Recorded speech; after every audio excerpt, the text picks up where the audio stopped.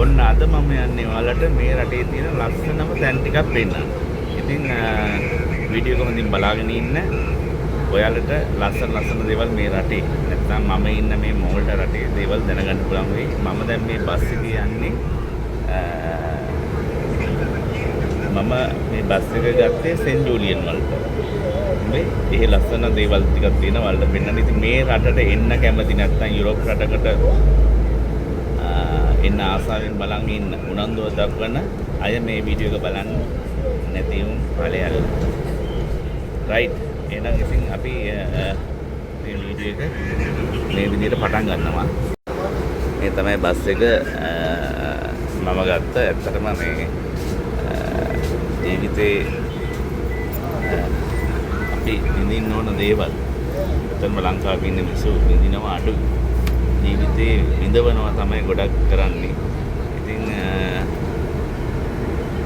විඳවන ජීවිතෙන් මිදලා චුට්ටක් මේ වීඩියෝ එක බලන්න. බලලා හරි සතුටු වෙන්න. අපි නිතරම පුරුදු වෙලා ඉන්නේ තවත් කෙනෙකුට අංකියක් අදින්නනේ. එක්ක මොනවා හරි දෙයක් කරනවා නම් ඒකට අකුල් හෙලන්න. නේ ඉරිසියාකම් කරන්නේ. එහෙම කරන මිනිස්සු හැමදාම එක තැන මම දැකපු දෙයක් තමයි මේ TikTok එකේ මිනිස්සු උනත් කාලයක් උඩට එනවා කාලයක් නැත්තරම නැති වෙන්නේ ඒකයි හේතුව. අනිත් එක හැමදේම එක විදිහට පවතින්නේ වෙනස් වෙනවා. ඉතින් ඒක තේරුම් ගන්න. අද ඔයාලා මට කැමති වුණාට හෙට වෙන කෙනෙකුට කැමති වෙයි. හෙට වෙන කෙනෙකුගේ වීඩියෝ බලයි. ඉතින් ඒක අපි තේරුම් ගන්න ඕනේ. ඒක තමයි මේ ලෝක ස්වභාවය ඇති ජීවිතේ නේ. ඉතින් මගේ ගාවේ හැබැයි තින්නේ යාළුවෙක් ඔතෙන් පෙන්නුවේ මේ මිනිස්සු ජීවිතේ විඳිනවා විඳවන්නේ. ඇත්තටම විඳින්න තියෙන ජීවිතේ විඳවන එක මහා අපරාධයක් කියලා හිතෙන්න ඕන ඔයාලට. ඉතින් පුළුවන් තරම් ජීවිතේ Tamanට පුළුවන් හැකියාවෙන් මොනවා හරි දෙයක් කරලා සතුටින් ඉන්න. අද දවසේ සතුටින් ඉන්න. ඒක තමයි අපි කරන්න ඕන දේ. නේද? ළමයි ටිකට් චෙක් කරන කෙනෙක් ඇවිල්ලා දැක්කද වෙලාවට බස් කාඩ් එක ගැහුවේ නැත්නම් මට බැහැලා මේ සල්ලි ගෙවල යන්න වෙන්නේ. පමණක් කට්ටිය බස් කාඩ් එක වැඩ කරන්නේ නැති වෙනකොට ඔහේ ඇවිල්ලා වාඩි වෙනවා. ඔන්න අද ඔක්කොම චෙක් කරනවා. ඔය රතු පාටට ජැකට් දෙකක් ඇවිල්ලා පාටෙන් ඇවිල්ලා ඉන්නේ ඔය චෙක් පොයින්ට් එක චෙක් කරලා ක්ලියර් කෙනේ. මොකද්ද චැකිල්ල පයින්නවා කියලා මොකද්ද ඒක කියන්නේ? ටික්ක පයින්නවා කියලා. මම දන්නේ මොකද්ද නම කියලා. අන්න ඒ කට්ටිය තමයි ඔය පැන්නේ. පැනලා දැන් මෙතනින් බහැලා ඊළඟ බස් එකේ එනවා. ටිකට් නැගලා චෙක් කරනවා. याला 3D में जाके नंबर सेव करना पड़ेगा.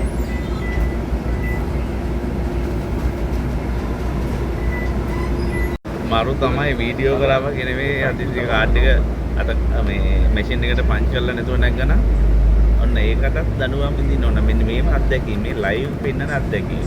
තේරුණානේ? ඒකින්ද කවදාවත් මේ බස් එක නැගිට පස්සේ තමන්ගේ බස් කාඩ් එක පන්ච් කරන්න නැතුව ඇවිල්ලා වාඩි වෙන්න එපා.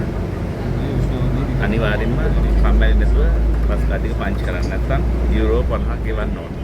යුරෝ 50ක් කියන්නේ ලංකා මුදලින් දන්නවනේ නේද? 17000ක් ගෙවන්න ඕන. මම හිතුවා එක දවසක් පන්ච් නොකර ගිහින් තියෙන හැබැයි බස්සේ ඩ්‍රයිවර් මහත්තයා තමයි කිව්වේ යන්න ඕනේ නැහැ කියලා. ඉන්දියන් එක්කෙනෙක් ඒ හිටියේ. ඒ වුණාට එහෙම කරන්න එපා. ඔයාලට මම දෙන එකම උපදේශය බස් කාඩ් එක අනිවාර්යෙන් පන්ච් කරලා වාඩි වෙන්න.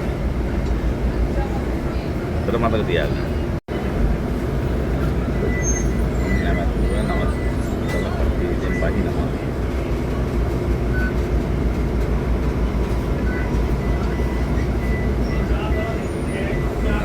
ඒක ජාත වන්න අර ටික්කෝ දෙන්න මෙතනින් බැස්ස මං කිරියාද චෙක් කරපො දෙන්න.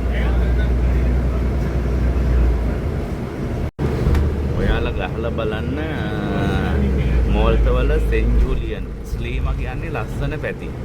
එතනන් තව තියෙනවා ලස්සන පැති. මම එකින් එකට වලට පෙන්නන්නම්. ඇත්තටම ගොඩක් ලස්සනයි. හැම දෙයක්ම මගරව ගන්නකෝ බලන්න.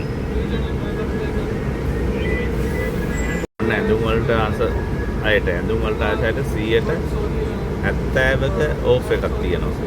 කොහොමද වැඩි?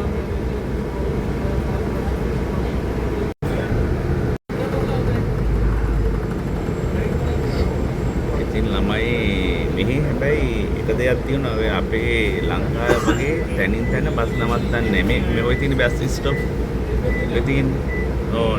ඔන්න වගේ බස් ස්ටොප් වල විතරයි නවත්තන්නේ. තේරෙනවද? ආය අත දැම්ම කියලා මේ මට වැරදුනා මගෙන් බහින්න ඕන කියලා එහෙම බෑ. එහෙම නවත්තන්නේ නැහැ. ඒ හින්දා තමන් හරියට දැනගෙන නගින්න ඕන. හැබැයි ඊළඟ හෝල්ට් එකෙන් බහින්න පුළුවන්. හොඳේ. ඒක කිසි ප්‍රශ්නයක් නැහැ. ළමයි ස්ට්‍රීම් පැත්තට මේ ලංකාවේ ඉන්නේ ওই මොහොතක් තියෙන්නේ. හැබැයි මේ දවස්වල නම් රැල්ල වැඩි. මේක කියන්න ඕන එකක් මේ මට කෙනෙක් කිව්වා මේ මෙහි ඉන්න කෙනෙක් මේ මෙහෙමයි ඔයා ඔය ඇයි මේ රටේ වීඩියෝ දාන්නේ මෙහෙමයි කිව්වා. ඇත්තටම මට කලකිරුණා මේ මිනිස්සෙක් ගැන. මේ ඒක තමයි කෝහකම කියන්නේ. ඒ කියන්නේ තමයි රටකට ඇවිල්ලා වීඩියෝ එකක් දාන්නේ අපේ රටේ මිනිස්සුන්ට දැනගන්න. නොදන්න දේවල් දැනගන්න. ඒ මිනිස්සුන්ටත් එන්න පුළුවන්කමක් තියෙනවා නම් එන්න විදිය කියලා දෙන්න. ඉතින් ඒ වගේ එකට වීඩියෝ දාන්න එපා කියන්නේ මට හිතෙන්නේ කෙලින්ම කුහකම්. මම දන්නේ ඔයාලා ඒක මොන අර්ථයෙන් මේ කරයිද කියලා. ඔයාලා දාන්න මේ කමෙන්ට් එකක් ඔයාලා හිතන විදියට ඇයි එහෙම මේ මිනිස්සු කියන්නේ කියලා. මට කියන මේ ඔහොම වීඩියෝ දාන්න එපාලු මේ රට ගැන විස්තර කිය ලංකාවේ අය. ඒ ඉතින් මට හිතා ගන්න බෑ මේ මිනිස්සේ මේ හොඳට කතා බහ කරලා ඉන්න මනුස්සකම වගේ ඉන්න මිනිස්සෙක්. ඉතින් මේ එහෙම ඇයි මට මේ කිව්වේ කියන එක මට ඇත්තටම හරි මේ මට නම් කල්කිරීමක් ඇති වුණා. ඉතින් එහෙම මං කියන්නේ කුහක වෙන්න එපා. තමන් රටකට අලුත් රටකට ආවනම් ඒ තමන් විඳින දේ අනිත් අයටත් දැනෙන්න ෂෙයා කරන්න එයාලටත් එන්න අවස්ථාවක් වචනකින් හරි දෙන්න උදව්වක්. ඒක මං කියන්නේ. මං කියන්නේ මේ මරණ ජීවිතේ අවුරුදු 200 ජීවත් වෙන්නේ නැහැ නේ කවුරුවක්වත්. ඉතින් ඒ ටිකට එච්චරම ආත්මාර්ථකාමී වෙන්න එපා. ඒ තරම්. මේ වගේ දෙයක් ෂෙයා කරන්න. ඉතින් ඒකින්ද අනිත් අයටත් දැනගන්න තමයි මම මේ වීඩියෝ දාන්නේ හැමදේම කියන්නේ රටතොට ගැන විස්තර පෙන්වන්නේ හැමදේම මෙහි තියෙන රැකියාව අවස්ථා පෙන්වන්නේ හැමදේම පෙන්වන්නේ මට ලාභ විදිහකට නෙමෙයි තවත් කෙනෙක් දැනගන්න. දෙන්න ඒ හින්දා එහෙම කුහක වෙන්න එපා කියලා ඒ වගේ අය තව හිතන අය ඉන්නම නම් මම එයාලට කියන්නේ ඔන්න ඔයාලට මේක ආදර්ශයක් කරගන්න එහෙම වෙන්න එපා. එහෙම වෙන්නේ නැතුව තමන් වීඩියෝ එකක් දාලා රටතොට ගැන විස්තර කිව්වා කියලා මේ තමන්ට නැති වෙන දෙයක් නෑ නේද? ඒ කියන්නේ තවත් කෙනෙක් මේ ලංකාවේ මේ රටේ ඒ කියලා මම දන්නේ ඇයි එහෙම මේ හීනමානයක් කියන මට තේරෙන්නේ.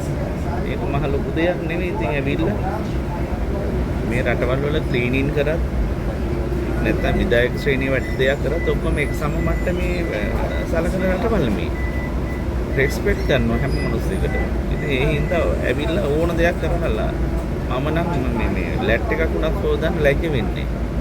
නැත්නම් පාරක ගුණ වරන් දාන්න ඕන ලැජ්ජ වෙන්නේ. මම ඒ තැනට හිත හදාගෙන ආපු මිනිස්සෙක් මම. ඉතින් මම කියන්නේ නේමුත් මේ වලට එහෙම වරෙල්ල. මම කියන්නේ. ඉතින් ඒ හින්දා ඒ තත්ත්වේ හිතන මිනිස්සු වෙන්න අර වගේ හිතන මිනිස්සු වෙන්න එපා මේ රටවල් වලට. ආත්මාර්ථකාමී මිනිස්සු තමන් විතරක් හැමදේම කරගත්තම ඇති. තමන් අනිත් උන් ගැන නොහිතා තමන්ගේ දේවල් විතරක් කරගෙන ඉන්නේ උන් එන්න එපා මේකට.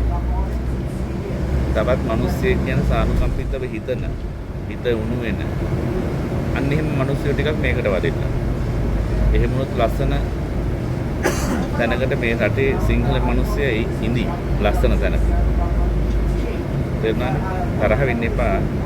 මම මේ කියන්නේ මේ ආදරණීය විදිහට කියන්නේ එහෙම කුහකකම් කරන්න එපා. එහෙම නොකර ජීවිතේ අපි මේ ටික කාලයක් ඉන්න මිනිසුන්ට එපා. මම මේ අමුවෙන්ම කියන්නේ හොඳේ මේ සංස්කරණය කිරීම මගේ නෑ. ඉතින් එහෙම කරන්න එපා කියලා තමයි මම කියන්නේ. තවත් මිනිසෙකුට උදව් කරන්න වචනකින් හරි.